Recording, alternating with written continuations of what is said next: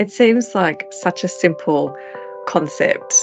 Managers have employees, they set goals, monitor performance, manage sub-performance, reward achievement. So why isn't it easy?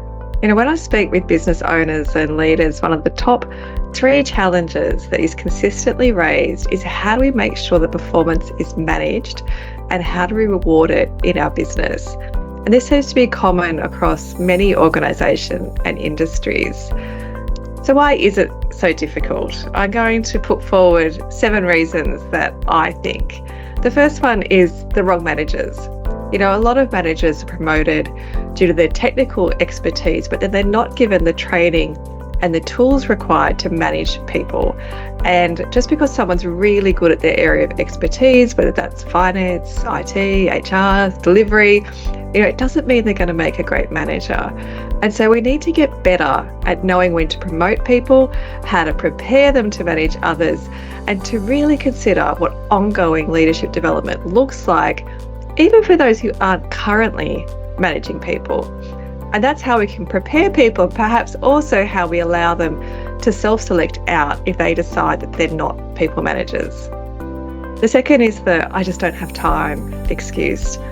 And for me, this is, better said as, well, you're just not prioritizing it. There can be some really intentional procrastination going on because it is hard to performance manage people. And it's also hard to remember to reward performance as well. We get sucked into the day-to-day work and we're not necessarily stopping to think, oh, I haven't recognized that person today for doing a great job. But I don't really accept the excuse of not having time. I think it's more important to reflect on the question of why aren't I prioritizing this? Why am I procrastinating? Third is managers who don't know how to manage. And a key issue is that you don't know what you don't know. Maybe you become a manager in title, but you don't actually know how to manage someone's performance. And perhaps you also don't know how to give feedback and recognize people effectively. And this comes back to focusing on communication skills and resources. The fourth is the wrong workplace culture. If other leaders aren't modelling these behaviours, if there's no culture of accountability, it's very difficult to be the only manager who manages effectively. If employees aren't used to performance being monitored and managed, then they may actually start accusing the manager of bullying.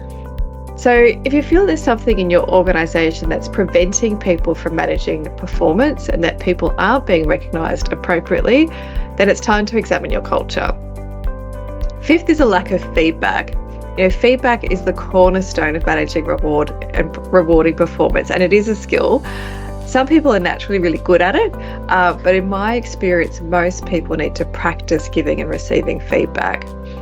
And it needs to be part of your workplace culture.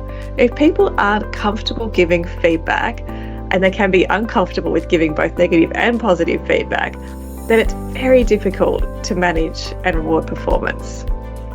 Number 6 is a lack of support. You need to provide support and regular check-ins, and not just for employees. We need to provide support to our managers. And this means that having someone asking them questions like, how's your team doing? Take me through each person in your team. How are they performing? What's their behaviours like? Are they living the values?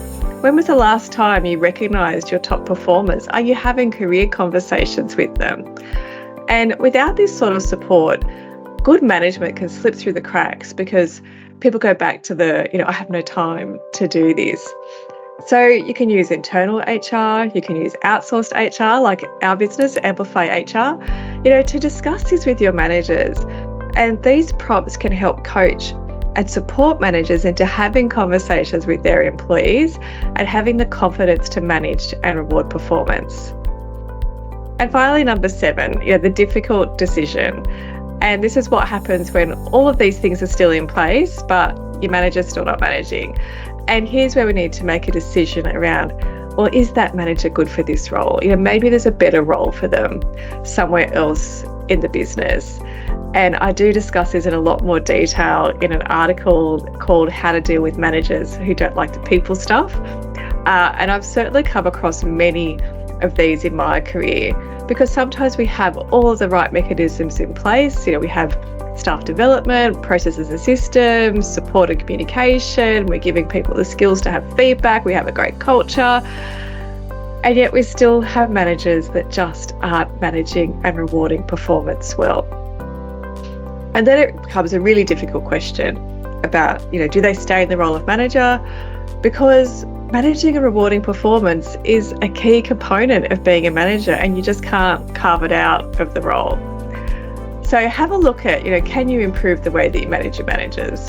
And perhaps a good first step is to offer your managers a subscription to our monthly leadership masterclasses. There's a link in the comments where you can actually get yourself a free invite to our next masterclass. I hope that you have found this valuable. I'd love your feedback and your comments. Just put them in below or connect with me on LinkedIn and we can start a conversation.